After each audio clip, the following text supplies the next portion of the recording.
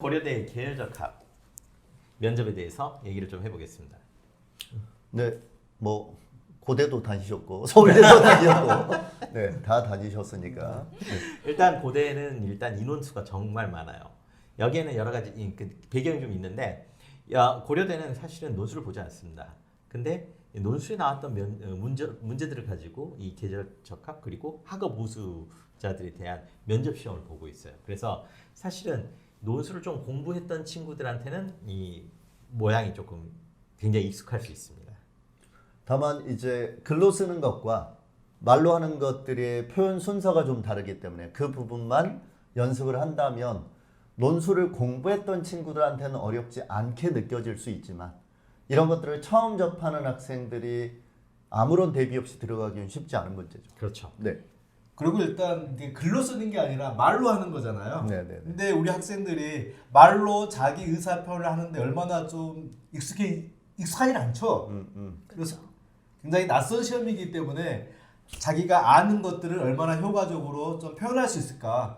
또 그 부분은 좀 별개인 것 같아요. 그런데 이제 학업부 수형이나 또는 고른 기회 전형의 면접 준비 시간이 12분인데 비해서 이 일반 전형의 계열적 합평은 면접 준비 시간이 21분이나 사실은 무려 주어져요. 네. 그러니까 이렇게 긴 시간이 주어진다는 건 무슨 말이냐면 학생들이 그 제시문의 내용을 충분히 분석하고 들어올 시간을 주겠다.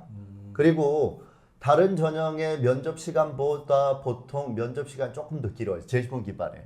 그러니까 다른 제시문 기반 면접들은 거의 6분으로 면접 시간이 제한되는데 이 계열적 합평은 면접 시간이 1분이 더 긴 7분이란 말이죠. 그래서 충분히 생각하고 충분히 자신이 정리한 걸 말할 수 있는 시간이 주어진다.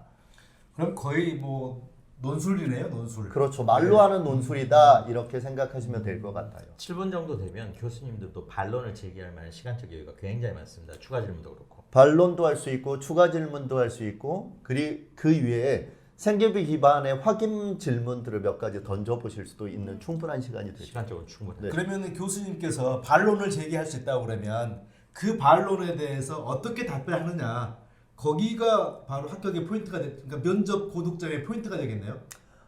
반론하는 방법은 무조건 자신의 주장이 예를 들면 맞았다고 주장하는 방법들도 물론 있어요. 그런데 예를 들면 이야기를 하다 보면 교수님의 주장이 예를 들면 자신이 파악했던 것과 다를 수 있단 말이죠. 그러면 그 교수님과 다른 부분을 일단 수용하는 방법이 있어요.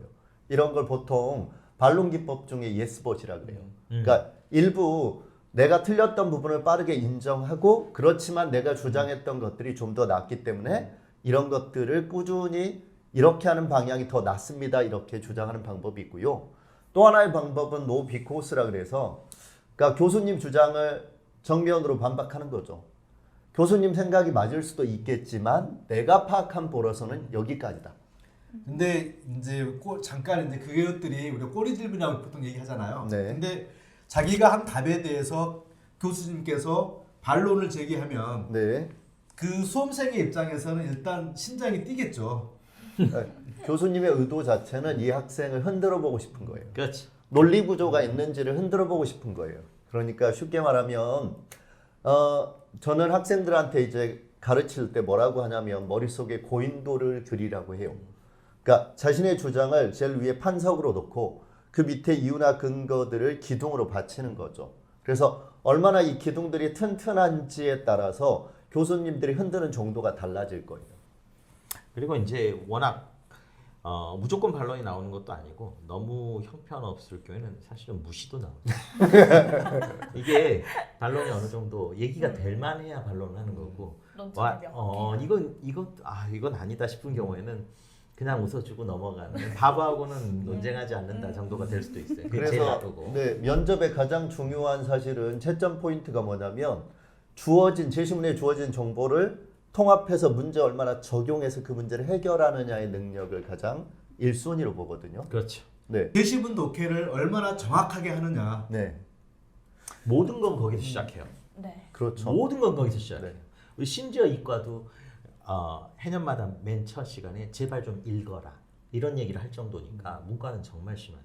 그렇죠. 그래서 제시문 간의 연관성을 좀 잘 파악하는 게 중요하죠. 그렇죠. 잘 파악하고 싶죠.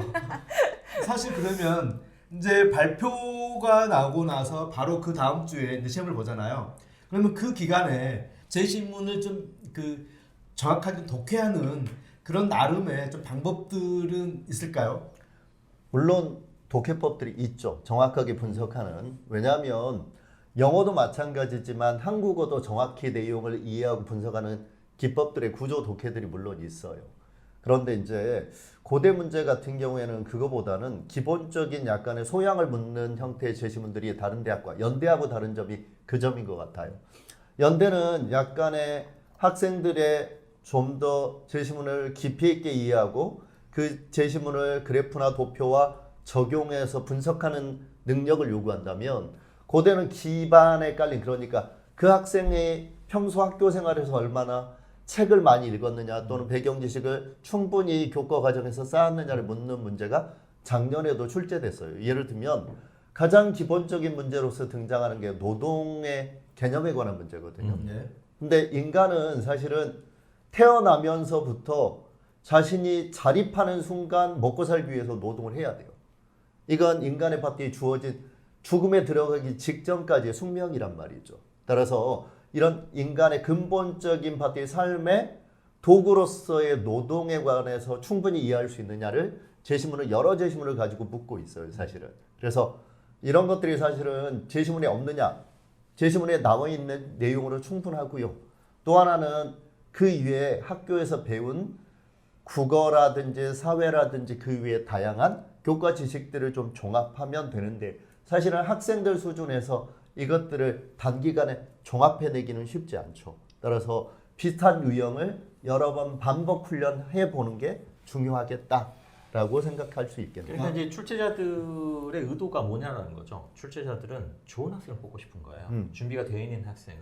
그러니까 이제 말을 바꿔서 얘기하자면 근본적으로 짧은 기간 내에 다른 애들이 준비 못한 것을 나는 준비할 수 있겠느냐, 그건 불가능한 얘기고요. 짧은 기간 내에 할 수 있는 건 어느 정도 정해져 있긴 하죠. 그리고 실제로 시험을 준비하는 학생은 긴 기간에 준비가 안 된 것을 짧은 기간에 해결한다라고 하는 건 말이 안 되는 거고, 짧은 기간 동안에 자기가 그나마 해결할 수 있는 것을 해결하는 것이 훨씬 뭐랄까 선택될 수 있는 그런 여지를 갖게 되는 그런 얘기란 얘기예요. 그래서 말하자면 이제 짧은 기간 동안에 독해의 방법론을 한번 점검을 하고 들어가는 것은 굉장히 중요합니다.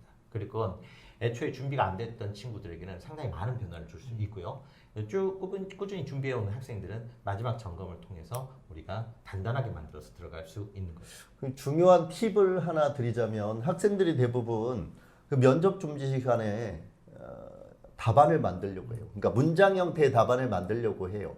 그런데 사실은 그런 형태의 문장 형태의 답안을 만들어서 이야기를 할 수는 있어요. 그런데 어떻게 되냐면 교수님하고의 의사소통이 아니라 적어놓은 걸 발표하는 형태가 된다는 거죠. 교수님이 가장 싫어하시는 거예요. 그러니 그게 아니라 제시문을 읽고 문제별로 내용을 정리하되 키워드를 어떤 순서로 조합해서 말할지를 정리하는 게 더 중요하다. 그리고 나서 교수님과 사실은 그런 내용을 의사소통을 하면서 말하듯이 하면 교수님들이 중간중간에 막히는 부분은 약간의 힌트를 주실 수도 있어요, 사실. 많죠. 네. 그래서 이제 보면 자연계 같은 경우에도 약간의 특이한 점은 있어요. 대부분은 이제 다른 자연계 문제랑 거의 똑같은데 얘네들은 고대가 옛날에는 소위 통합 논술 형태로 해서 사회 문제하고 과학을 이렇게 약간씩 섞는 그런 게 있었는데 여기에도 그 흔적이 약간 있습니다. 그래서 다른 학교에서 이제 완전히 분리돼서 아예 하지 않는 질문들이 이제 약간씩 등장을 해요. 근데 거기서 사용되는 배경 지식은 철저하게 교과서에서 상식적으로 배운 수준이지, 좀 심하게 얘기하자면 중학교 때 배운 수준이지 아주. 그래서 보통 이제 그 고대 면접 점수 반영률이 40%잖아요. 네. 상당하죠. 상당하죠. 네. 그리고 일단 또 5배수를 뽑잖아요. 네. 그러면 5배수를 뽑힌 학생들의 그 서류 평가 점수는 얼마나 차이가 날까요? 사실은 5배수라는 건 내신의 격차가 사실은 학교별로 수준 차이가 날 수도 있지만 사실은 범주가 이렇게 학교별로 차이가 있는 거지 학교의 학생들의 실력 차이는 범주가 좁다고 이야기할 수 있어요. 근데 학교 유형에 따라 조금 다를 수는 있어요. 예를 들면 하위 쪽에 있는 학생들이 많이 선발되는 이유는 이제 특목이나 그렇지. 자사 아이들이 이제 내신이 좀 낮더라도 5배수로 늘려준 의도 자체가 그런 거거든요. 고대는 사실은 내신이나 기타 등등의 불리함을 면접으로 충분히 뒤집을 수 있는 학교가 맞습니다. 그러니까 일단 고대 면접장에서 보는 5명 중에 1명만 합격하는 거잖아요. 그렇죠. 맞습니다. 그래서 그 1명이 되기 위해서 뭔가를 해야 되잖아요, 지금. 그러니까 현장에서 해야죠. 그렇죠. 근데 이게 이제 당장의 현장에서 하기가 좀 만만치가 않죠.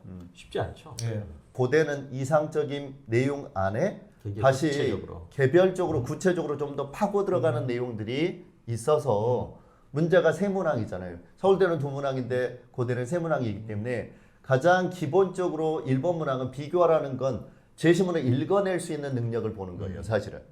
두 번째는 보통 비판 평가란 문제는 뭐냐면 그 제시문을 읽고 소화할 수 있는지를 보는 거예요. 그래서 1번 문항은 기본적인 제시문의 독해 능력을 평가하는 거라면 2, 3번 문항이 사실은 평가의 키포인트가 될 수 있다라는 점을 학생들이 알면 좋을 고대 면접을 보는 학생들은 이 면접 하나로 다 뒤집힐 수 있다라고 상상하고 들어가는 것이 맞습니다. 그래서 다른 학교와 달리 고대는 면접 비중이 정말 높다. 이게 40%라고 하지만 실제적으로 다른 영역에서 점수차를 줄여줘 버리면 40%가 40%가 아닌 꼴이 되는 수가 있어요.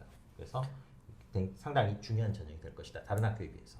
그러면 일단 이제 고대가 5배수에 들었다. 네. 그러고 나서 이제 한 일주일 동안 준비를 해야 되는데 네. 그때 가장 필요한 가장 적합한 준비는 무엇일까요? 일단은 기출문제 유형을 빠르게 파악하는 게 1순위겠죠. 그래서 기출문제가 정리된 강의를 한번 더 들어보는 것들이 중요하겠다. 그렇죠. 두 번째는 기출문제를 강의를 듣지 못했다라고 해서 너무 부담을 가지지 마시고 선행평가 영양보고서에 나온 내용들을 바탕으로 해서 일단 제시문들을 정리해 보는 것도 중요하겠다. 자, 그리고 나서는 어떻게 해야 되느냐? 네, 제일 좋은 건 사실은 동일한 시뮬레이션을 해보는 거예요, 사실은. 그러니까 21분을 정해놓고 문제를 한번 분석해보고 연습지에다 정리해보고 그리고 7분 안에 세 문항의 질문들을 답변할 수 있는지를 검토를 해보시는 거죠. 왜냐하면 사람들마다 말하는 속도와 말하는 톤이 모두 달라요. 그렇기 때문에 내가 어느 정도의 속도에서 어떻게 말해야만 가장 전달력이 있는지를 검토를 해보셔야 돼요. 요즘은 핸드폰이 있기 때문에 자기가 스스로 찍고 자기가 검토해 보실 수도 있기 때문에 그 부분은 혼자 노력할 수도 있고 아니면 제일 좋은 건 제3자의 객관적인 전문가들의 평가를 받아보시는 게 가장 좋겠죠.